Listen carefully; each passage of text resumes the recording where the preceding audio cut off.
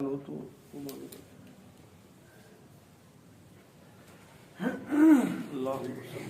مسلمان اور مومن میں کیا فرق ہے؟ ان کا سوال یہ ہے کہ ایک مسلمان اور ایک مومن میں کیا فرق ہے۔ قرآن میں اللہ رب العزت نے سورہ حجرات میں بات کی ہے کہ اے نبی، یہ بدو تیرے سے کہتے ہیں کہ ہم ایمان لائے، ان سے کہتے کہ ابھی ایمان نہیں لائے، ابھی اسلام لائے ہیں۔ ایمان تو ان کے دلوں میں راسخ ہی نہیں ہوا۔ مطلب کیا ہوا کہ آپ جب لا الہ الا اللہ محمد رسول اللہ کو زبان کے بعد قلب سے پڑھنے لگیں گے تب آپ کا ایمان ہوگا۔ اللہ کو ماننا اسلام ہے، اللہ کی ماننا ایمان ہے۔ جب آپ دل سے بات مان لیں کہ واحد اللہ معبود ہے، آپ کا تمام توکل اللہ پہ ہو گیا اور آپ اب مخلوق سے کٹ کے صرف اللہ سے مانگنے لگے، آپ کو کوئی پریشانی، کوئی دقت، کوئی بیماری آئی، سیدھا دھیان اگر آپ کا پہلا اللہ پہ گیا، اس کے بعد آپ جو ہے وہ ان وسائل کی طرف پلٹے جو اللہ نے دنیا میں ہمیں اجازت دی ہے کہ انہیں استعمال کرو۔ ایسا نہ ہو کہ آپ تمام وسائل استعمال کرنے کے بعد پھر آپ کو جب فائدہ نہ ہوا پھر آپ اللہ کی طرف پلٹے، جو آج ہمارا حال ہے کہ ہمیں کہیں سے بھی فائدہ نہ ہوا، کہیں سے بھی انتظام نہ ہوا، ہمارا کسی بھی پریشانی میں، کسی بھی چیز میں، کسی بھی کوئی بھی انتظام ہمیں کرنا ہو، اس کے بعد پھر دعا کے لیے یا نفل پڑھنے بیٹھ جائیں گے یا تسبیحات کسی مولوی سے تعویذ لینے پہنچ جائیں گے۔ یہ سب سے آخر ہوتا ہے۔ آپ کو پہلے لمحے میں اللہ یاد آنا چاہیے۔ صحابہ کرام کا بھی یہی حال تھا کہ کوئی پریشانی آتی تھی تو سب سے پہلے نفل پڑھتے، حل نہ ہوئی تو پھر پڑھتے تھے کہ شاید وہ نفل ہم سے صحیح نہیں پڑے گا، لیکن تھا توکل اپنے اللہ پہ۔ کافر اور منافق میں کیا فرق ہے؟ ان کا سوال یہ ہے کہ کافر اور منافق میں کیا؟ دیکھو، کافر جو ہے وہ انکار کرنے والا ہے، ناشکرا ہے، امانت میں خیانت کرنے والا ہے، مطلب امانت کوئی چیز دی اسے چھپانے والا۔ منافق کی پہچان نبی اکرم صلی اللہ علیہ وسلم نے بتائی ہے کہ یہ مسلمانوں میں سے ہی چھانٹے جائیں گے، انہوں نے حلیے مسلمانوں کے بنائے ہوئے ہوں گے اور اندر سے اسلام کو نقصان پہنچانے والے لوگ ہوں گے، جڑیں کاٹنے والے۔ اس ٹائم تو اس طرح کی جڑیں کاٹتے تھے کہ کس طرح سے نام و نشان اس طرح بوت ہو جائے اسلام، جیسے وسیم رضوان نے کیا آج کے دور میں۔ اس ٹائم بھی ایسے لوگ تھے، لیکن اس ٹائم آپ کسی پہ منافق کا فتویٰ نہیں لگا سکتے، بلکہ کچھ پہچان نبی اکرم صلی اللہ علیہ وسلم نے حدیثوں میں بتائی ہے، وہ میں آپ کے سامنے پیش کر دوں۔ نبی نے فرمایا منافق کی 3 پہچان ہے، ایک روایت میں 4 بتائی۔ ایک یہ کہ جب بولے گا جھوٹ بولے گا، جب امانت رکھوائی جائے گی تو اس میں خیانت کرے گا، اور جو وعدہ کرے گا اسے پورا نہیں کرے گا۔ ایک اور روایت میں چوتھی جو چیز جوڑی نبی اکرم صلی اللہ علیہ وسلم نے کہ جب وہ کسی سے بحث مباحثہ اس کا ہوگا تو ایک دم جھگڑے پہ اتار ہو جائے گا، گالی گلوچ کرنے لگے گا۔ اور یہ ساری ہماری امت میں اس ٹائم ہے منافقت کی جو پہچان نبی اکرم صلی اللہ علیہ وسلم نے۔ تو کافر جو ہیں وہ زیادہ اچھے ہیں منافقوں سے، کیونکہ قرآن یہ کہتا ہے کہ منافقوں کا درجہ کافروں سے بھی نیچے ہوگا دوزخ میں، اور منافق کبھی بھی غیر مسلموں سے چھانٹے جائیں گے۔ یہ جنہوں نے مسلمانوں کے حلیے بنا رکھے اور اپنی حرکتوں سے اور اپنے اعمال سے اسلام سے دور کر رہے لوگوں کو، یہ جڑیں کاٹنا ہے۔ ہم اپنے اپنے کرداروں پہ، اپنے اپنے معاملات پہ نظر ڈالیں کہ کہیں خدا نہ خواستہ ہمارے اندر منافقت تو نہیں ہے۔ ایک سوال یہ ہے، کیا گنہگاروں کو رزق کم دیا جاتا ہے؟ ان کا سوال یہ ہے کہ کیا گناہگاروں کو رزق کم دیا جاتا ہے؟ نہیں بھائی، ایسی بات نہیں۔ اگر ایسا ہوتا تو ایک بھی مشرک کو، کافر کو، کسی کو رزق نہ ہوتا۔ سب سے بڑا گناہ جو ہے، قرآن میں اللہ نے کہا شرک کو کسی بھی قیمت میں معاف نہیں کروں گا، باقی سب گناہ معاف کر سکتا ہوں۔ انہیں اللہ بہت رزق دیتا ہے۔ دوسری بات یہ ہے، اگر یہ بات اس طرح سے ہوتی بھی تو آپ خود سوچ کے دیکھو کہ جتنے بھی صحابہ گزرے ہیں، بہت چند صحابہ کا نام آتا ہے جن کے پاس مال تھا، ورنہ زیادہ تر غریب تھے، معاذ اللہ کوئی گناہگار لوگ تھے۔ ان کی نظر میں آخرت تھی اصل میں، یہ دنیا اس میں صرف لگے رہنا، اسی میں مال کماتے رہنا، ان چکروں میں پڑے رہنا، یہ ان کا معاملہ نہیں تھا، بلکہ ان کی نظر میں تو ہمیشہ آخرت رہتی تھی۔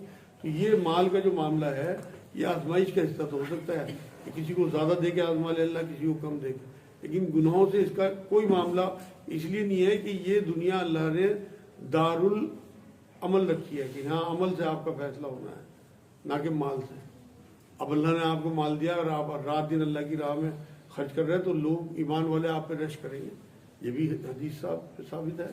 نبی اکرم صلی اللہ علیہ وسلم پہ اتنا مال حضرت عثمان نے خرچ کیا اس ٹائم دین کے راستے میں کہ نبی نے فرما دیا ایک بار تو کہ عثمان سے اب کسی قسم کا کوئی معاوضہ نہیں ہوگا، تو مال کے ذریعے آپ اپنی آخرت بنا سکتے ہیں۔ جو لوگ ایمان والوں کو اذیتیں پہنچا رہے ہیں، جن کی دشمنی میں کوئی شکی نہیں ہے، تو کیا ایسے لوگوں کے بارے میں اگر ہم کوئی برا وسوسہ من میں لاویں اپنے، تو یہ کس درجے میں ہے؟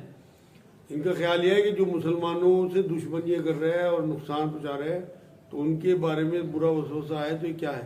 بھائی بالکل جائز بات ہے آپ کی، لیکن آپ یہ سمجھے نا نبی اکرم صلی اللہ علیہ وسلم نے کیا فرمایا کہ مومن کبھی بد دعا دینے والا نہیں ہوتا، مومن کبھی بھی لان تان کرنے والا نہیں ہوتا، بلکہ آپ کو ان کے لیے ہدایت کی دعا کرنی چاہیے۔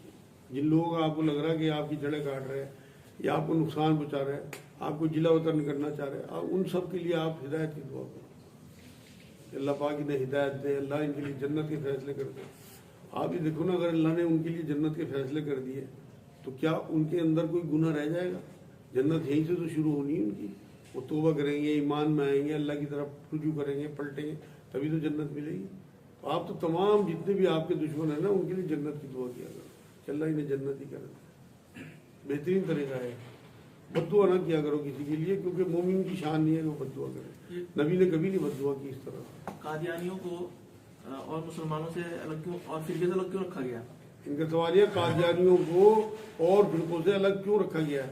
بھائی وہ قرآن کی آیتوں کے انکاری ہیں۔ نبی اکرم صلی اللہ علیہ وسلم کے بارے میں قرآن یہ کہتا ہے کہ آخری نبی ہے، ایک قرآن کی آیت ہے سورہ احزاب کی، اور یہ کہتے ہیں کہ ہمارے ان کے بعد بھی نبی آیا، تو اس آیت کے انکاری ہو گئے، اور قرآن کی ایک آیت کا انکار پورے قرآن کا انکار ہے، تو وہ کافر ہو گیا بندہ۔ فاسق اور فاجر میں کیا؟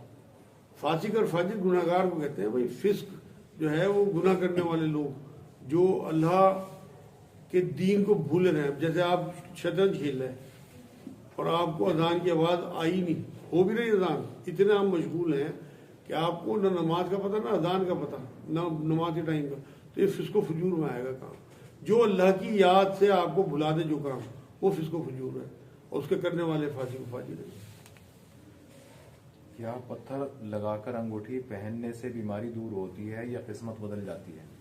ہاں، ان کا سوال یہ ہے کہ پتھر پہننے سے کیا بیماری دور ہوتی ہے، کیا قسمت بدل جاتی ہے؟ بھائی اس طرح کا ایمان رکھنا کہ قسمت بدل جائے گی، یہ تو گناہ ہے، لیکن بیماریوں کے بارے میں کہا جا سکتا ہے، کیونکہ یہ ایک علم ہے، پتھروں کا بھی ایک علم ہے، کہ اگر کسی کو اس کا علم ہے اور وہ آپ کو یہ کہتا ہے کہ اللہ کے حکم سے، جیسے آپ دوائی کھاتے ہو، جنہیں جڑی بوٹیوں کا علم ہے، یہ بھی تو ایک علم ہے جڑی بوٹیوں کا، اسی طرح پتھر کا بھی ایک علم ہے کہ اگر عقیق ہے یا کوئی ایسا پتھر ہے جو مطلب ایک پتہ نہیں کون سا پتھری چٹ آتا ہے جس سے پتھری کٹ جاتی ہے، تو یہ لیکن ایک علم ہے، کوئی ماہر ہو اور اس کے پاس آپ جائیں اور اللہ شافی اللہ کافی کہہ کے اس طرح کا پتھر پہن لیں، کوئی حرج نہیں ہے بالکل میرے نزدیک تو۔ لیکن یہ کہ یہ پتھر بھی قسمت بدل دے، یہ شرک ہے۔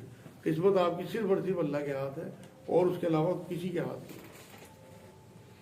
ایک سوال ہے، زبان کا زنا کیا ہے؟ ایسے ہی ہاتھ پیر وغیرہ کا زنا سمجھائیے۔ ان کا سوال یہ زبان کا زنا کیا ہے اور ہاتھ پیر وغیرہ کا زنا۔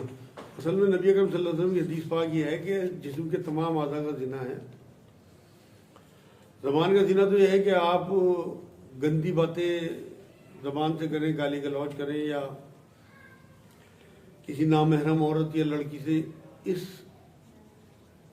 خیال کے ساتھ بات کریں کہ آپ مزے لے رہے ہیں اس سے، اس کی باتوں سے، کیونکہ عورت کی تو ہر شے میں اللہ رب العزت نے اٹریکشن رکھا، مردوں میں عورتوں کے لیے، عورتوں میں مردوں کے لیے۔ تو اگر کوئی عورت اس وجہ سے کسی خوبصورت مرد سے جو اسے اچھا لگتا ہو بات چیت کرنے جا رہی کہ اس کی باتوں میں اسے مزہ آتا ہے، تو وہ زنا کے اس میں زمرے میں جائے گی۔ اسی طرح کوئی مرد اگر اس وجہ سے عورتوں سے بات کرتا ہے کہ اس کی باتوں میں اسے مزہ آتا ہے اور اس کی شہوت ابھرتی ہے، چاہے وہ کوئی گلکارہ ہو، چاہے وہ کوئی ہیروئن ہو، چاہے وہ کوئی اپنی خالہ کی بیٹی ہو، کوئی اور رشتہ دار ہو، بالکل وہ زنا میں، زبان کے زنا میں ملوث ہو جائے گا۔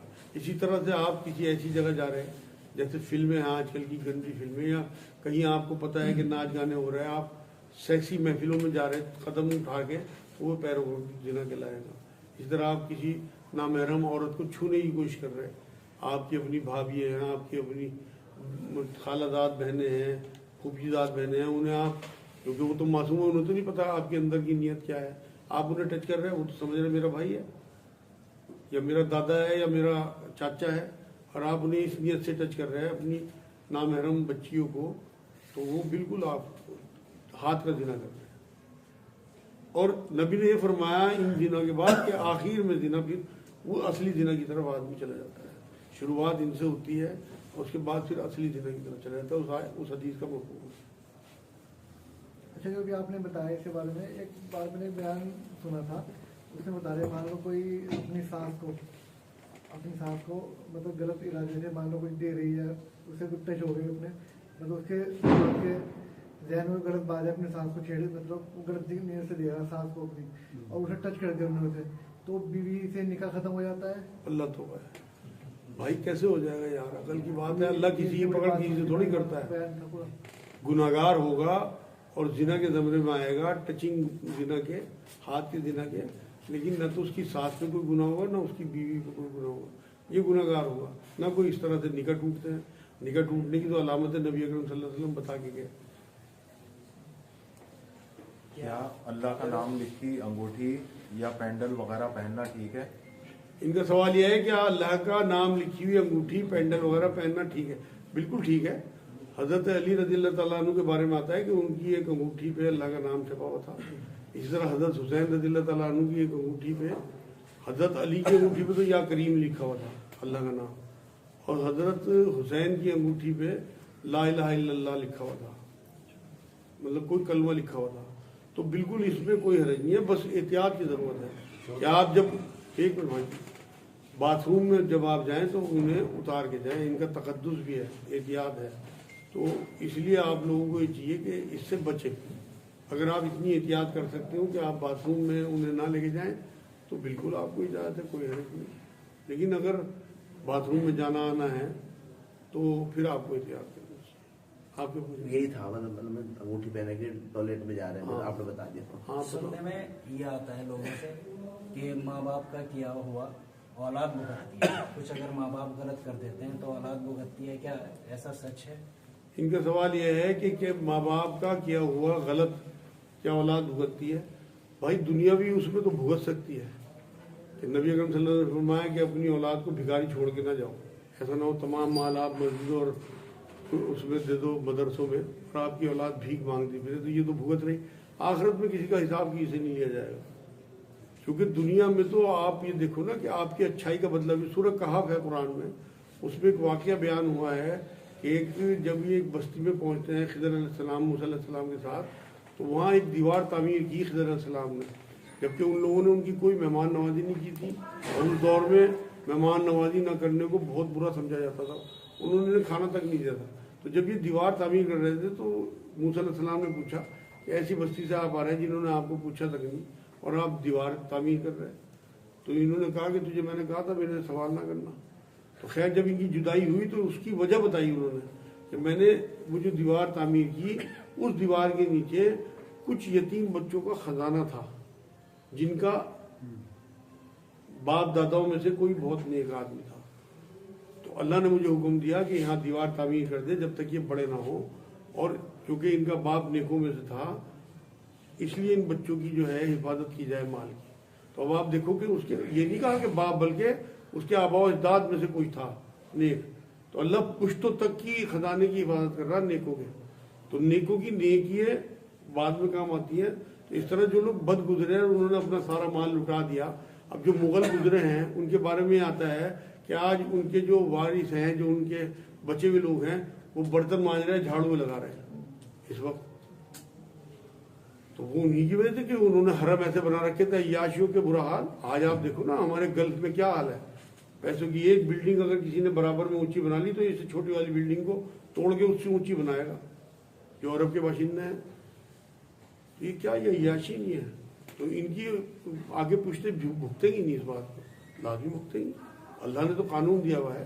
नहीं, जो हवाला दिया जाता है वो गुनाह के तौर पर दिया जाता है। गुनाह वही तो मैं कह रहा हूँ, गुनाहगार अगर कोई आदमी, मान लो उन्होंने जो में सारा कुछ लुटा दिया, तो लाजमी उसकी पूछते तो भुगतेंगी, उन्हें स्ट्रगल करना पड़ेगा, लाजमी बात है। इस्लाम में खिलाफत का मामला है, जबकि सऊदी अरब में हम देखते हैं कि वहाँ बादशाह हैं, एक के बाद एक تو یہ کس سلسلہ ہے؟ ان کا سوال یہ ہے اسلام میں خلافت کا معاملہ ہے وہاں بادشاہت ہے. اصل میں خلافت کا معاملہ تو ختم ہو چکا, اب تو بادشاہت آ گئی. اس ٹائم ہونی تو چاہیے خلافت ہی, اگر شریعت کا نظام ہو جس طرح سے نبی اکرم صلی اللہ علیہ وسلم نے بنا کے دکھا دیا, اور اس کے بعد حضرت عمر نے بھی دکھایا, مطلب چاروں خلیفاؤں نے دکھایا کر کے, تو عمر بن عبدالعزیز نے بھی کر کے دکھایا ہے. تو اگر یہ چاہیں تو اب یہ جو افغانستان میں ہم سن رہے تھے یہ یہی تو کوشش کر رہے تھے, لیکن وہاں بادشاہت ہے. تو یہ ہر جگہ اپنے حساب سے لوگ اپنی طاقت کے حساب سے حکومتیں بناتے ہیں. کوئی اللہ کے حساب سے اگر حکومت بنائے گا تو وہاں اگر وہ کہے کہ میں اللہ کی شریعت لاگو کرنا چاہتا ہوں تو وہاں بادشاہت نہیں ہوگی بلکہ وہاں خلافت ہوگی. کیا اسلام میں ڈیموکریسی الاؤڈ ہے؟ ان کا سوال یہ ہے کیا اسلام میں ڈیموکریسی الاؤ ہے؟ بالکل الاؤ ہے. آپ یہ دیکھیں جب حضرت عمر رضی اللہ تعالیٰ عنہ کو خلیفہ چنا جا رہا تھا تو انہوں نے کہا کہ میں ایسے نہیں بیٹھوں گا, بلکہ آپ بالکل اس طرح سے ووٹ پڑھو اگر میرے حق میں ووٹ ہوئے. حالانکہ آپ یہ دیکھیں چاہتے تو گدی حاصل کر سکتے تھے, لیکن ان لوگوں کی نیتیں تھیں. نبی اکرم صلی اللہ علیہ وسلم نے یہ بات فرمائی ہے کہ کبھی عمارت نہ چاہنا, مطلب امیر بننے کی خود سے کوشش نہ کرنا, خود سے خواہش نہ کرنا. تو جب انہوں نے لوگوں نے چنا ہے, تمام صحابہ جتنے بھی اس ٹائم موجود تھے یا تابعین موجود تھے, تب وہ اس گدی میں بیٹھے خلیفہ کی, ویسے نہیں بیٹھے. تو ڈیموکریسی بالکل ہے اسلام میں, کوئی منع نہیں ہے اس طرح کی, لیکن چننے کے بعد پھر شریعت فالو کرے, خلیفہ بنے. پھر اگر لوگ چن لیں اس کے بعد پھر اسلامی شریعت لاگو کی جائے. سیکولرزم کا بھی تصور ہے اسلام میں؟ نہیں, سیکولرزم کا تصور تو اللہ سے فارغ ہونا ہے ایک حساب سے, کوئی تصور نہیں. اس میں جیسے حکومت یہ کہتی ہے کہ بھائی مذہبی معاملات میں ہمارا کسی میں کوئی دخل اندازی نہیں ہوگی, تم اپنے اپنے حساب سے چلتے رہو, ہم اس کے مذہبی نظریے سے نہیں دیکھیں گے تمہیں, ہم تو تمہیں قانون کے نظریے سے دیکھیں گے. تو کیا اس طرح کا تصور ہے؟ نہیں, اسلام میں نہیں ہے. ابو بکر صدیق رضی اللہ تعالیٰ عنہ کے زمانے میں ایک بستی سے یہ بات آئی کہ حضرت وہ زکوٰۃ دینے سے منع نہیں کر رہے, بلکہ زکوٰۃ کو یہ کہتے ہیں کہ ہم اپنے لوگوں سے اکٹھا کریں گے اور اپنے لوگوں میں بانٹ دیں گے. حضرت بکر صدیق نے یہ بات کہی کہ جب تک میں زندہ ہوں, اگر نبی اکرم صلی اللہ علیہ وسلم ان لوگوں سے زکوٰۃ کی رسی بھی لیتے تھے اونٹ کے ساتھ, تو میں رسی بھی لوں گا اور نہ ان سے جہاد کروں گا. اسلام میں اس طرح کا تصور نہیں ہے, بلکہ خلافت کا تصور ہے کہ آپ کے ہاتھ میں اگر ستہ آ جائے تو آپ پھر اللہ کا قانون, اللہ کی زمین پہ اللہ کا قانون ہونا چاہیے. ہماری جد و جہد بھی اسی میں ہونی چاہیے. بیت الخلاء میں اخبار پڑھنا یا موبائل سننا ٹھیک ہے؟ ان کا سوال یہ ہے بیت الخلاء میں اخبار پڑھنا یا موبائل سننا ٹھیک ہے. ہاں بھائی, آج کل قبض کا زمانہ ہے, لوگوں کو بہت ٹائم لگتا ہے, باتھ روم بھی لاکھوں لاکھوں روپے کے ہیں. تو اخبار اگر کوئی دنیاوی اس کا خبروں کا ہے, اللہ رسول کی کوئی اس میں اس طرح کی کوئی بات نہیں ہے, تو میرے نزدیک تو کوئی حرج ہے نہیں. موبائل وغیرہ میں اگر آپ اس طرح کی اللہ رسول کی باتیں نہیں سن رہے, کوئی دنیاوی خبریں وغیرہ لگا کے آپ باہر رکھ دیں یا سائڈ میں, اب تو باتھ روم اس طرح کے کامن ہو رہے ہیں کہ آپ خبریں سنتے رہے, تو آپ کا یوٹیلائز ہو گیا, ادھر آپ قبض کے مارے میں, ادھر آپ خبروں کے مارے میں. حضرت موسیٰ علیہ السلام اور خضر علیہ السلام کا جو واقعہ ہے اس میں وہ بچے کو جو مارتے ہیں اس کو کیسے کس طرح؟ ان کا سوال یہ ہے کہ سورہ کہف میں ایک اور واقعہ ہے موسیٰ علیہ السلام اور خضر علیہ السلام کا, وہ بچے کو جو مارتے ہیں وہ کیا ہے؟ یہ دیکھو, یہ بہت اہم سوال آپ نے کر لیا. میرے ذہن میں ان راتوں اس وقت وہ یہ تھا کہ جب انہوں نے بعد میں جب جدائی ہونے لگی دونوں میں, تو انہوں نے پوچھا ان واقعوں کے بارے میں. تو اس واقعے کے بارے میں انہوں نے یہ بتایا کہ یہ جو بچہ ہے اس کے ماں باپ بڑے نیک ہیں اور یہ مجھے بہت پریشان کرتا. اللہ نے حکم دیا کہ اس بچے کو ختم کر دو اور اس کے بدلے میں انہیں خوشخبری سنا دو کہ اس کے بدلے میں انہیں بہت نیک اور شریف بچہ ملنے والا ہے. تو ہمارے جو فوت شدہ بچے ہیں جو کم عمر میں چلے جاتے ہیں, اس میں بھی اللہ کی حکمت ہوتی ہے. اللہ کو دیوار کے پیچھے تک کا, ہماری موت تک کا سب کچھ دکھ رہا. تو ماں باپ نیک اگر ہوں تو اللہ ان کی بد اولاد کو بھی بچپن ہی نمٹا لیتا ہے.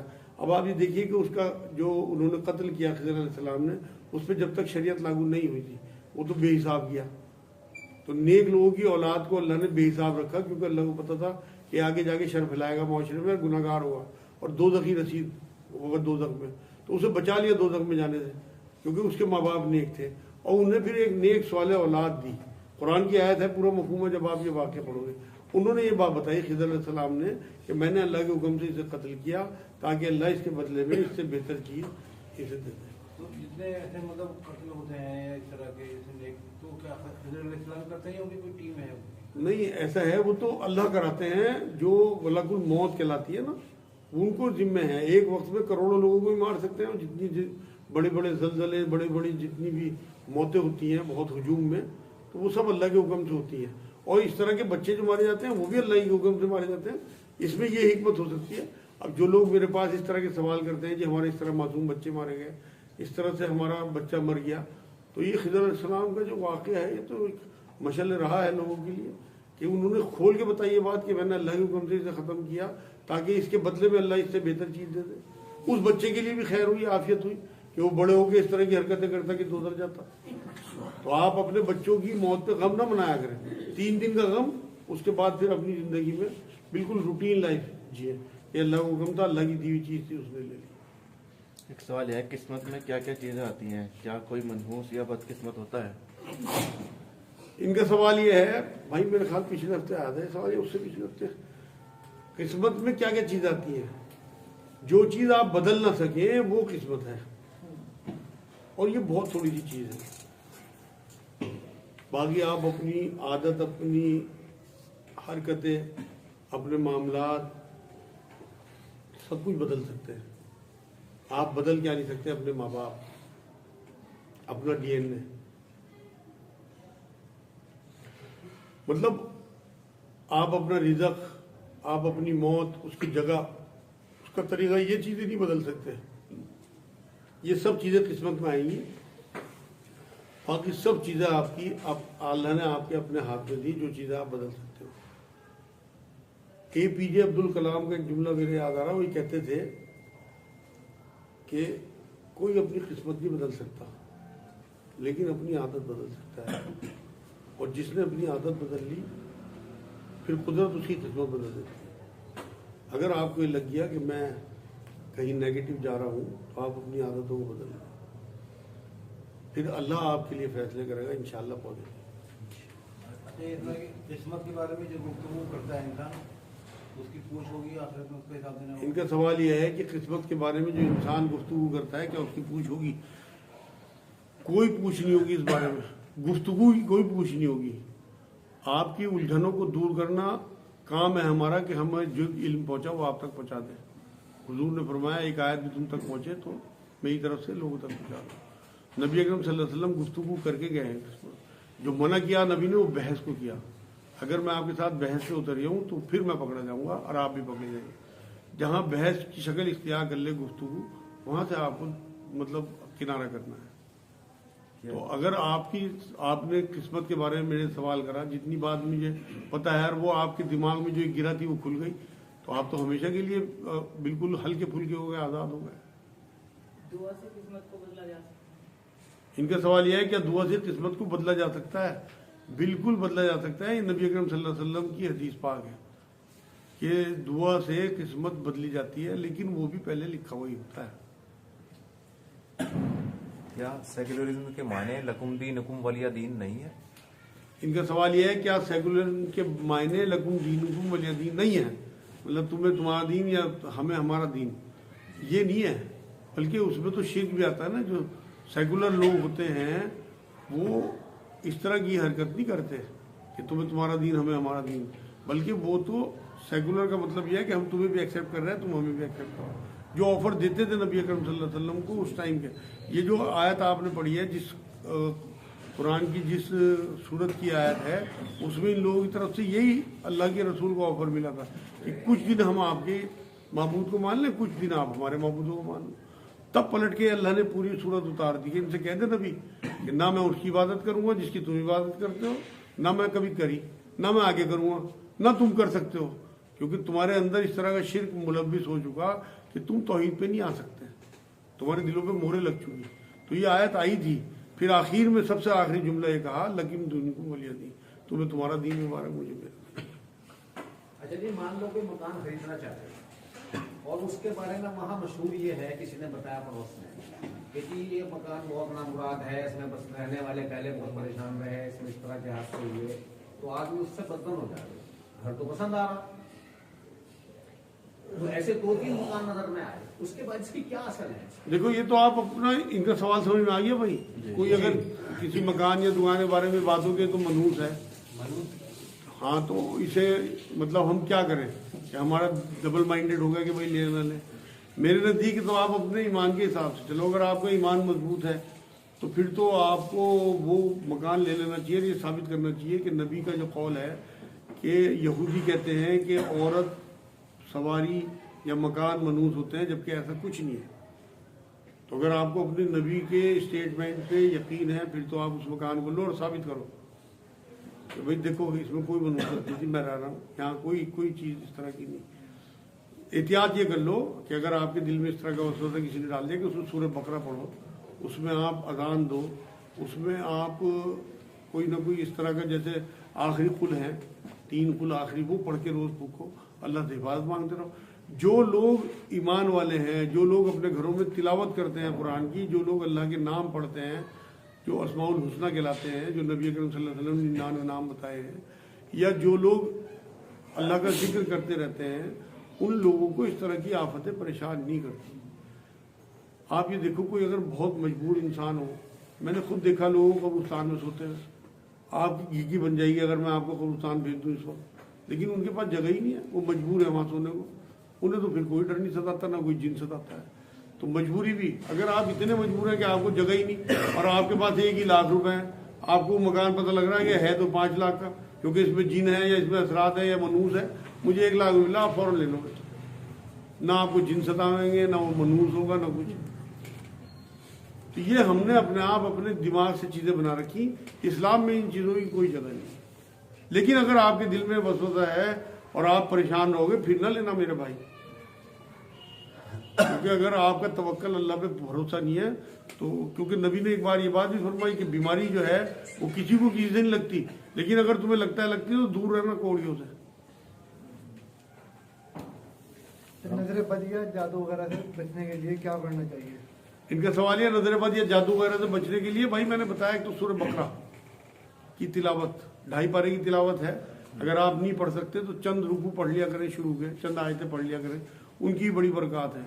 दूसरे, अगर आप ऐसा कर लें कि आप उसे मोबाइल पे लगा दें और घर में गूंजती रहे, तब भी इंशाअल्लाह इस तरह की शैतान। दूसरे, अजान दिया करें अपने घर में।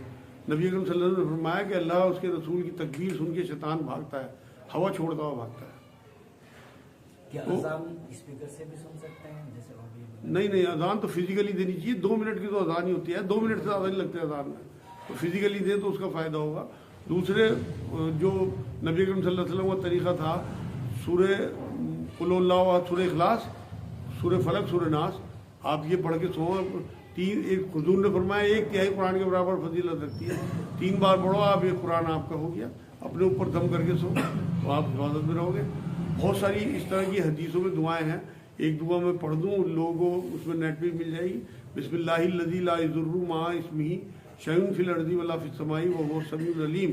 3 बार सुबह को पढ़ के हाथों में फूंक मारा, अपने जिस्म पे, अपनी वाइफ के, बच्चों के, माँ के, बाप के, सबके जिस्म पे फेर दो, शाम तक हिफाजत में रहेंगे। शाम को फिर पढ़ के 3 बार हाथों में फूंक मारी, सबके जिस्मों में फेर दिए, सुबह तक महफूज रहेंगे। नबी की हदीस है इसके बारे में। और बहुत सारी दुआएं हैं जो नबी अकरम सल्लल्लाहु अलैहि वसल्लम ने बताई हैं इस तरह के शर से बचने की। एक ये है, रमज़ान के छुटे हुए रोज़े क्या लगातार रखने ज़रूरी हैं? हाँ, एक ये सवाल बहुत होता है ख़ास तौर से औरतों की तरफ से कि हैज़ के रोज़े छूट जाते हैं 5 या 6 उनके, तो वो क्या रमज़ान के रोज़े जो है वो लगातार रखने ज़रूरी है? नहीं, पूरे साल में आप कभी भी रख सकती हो।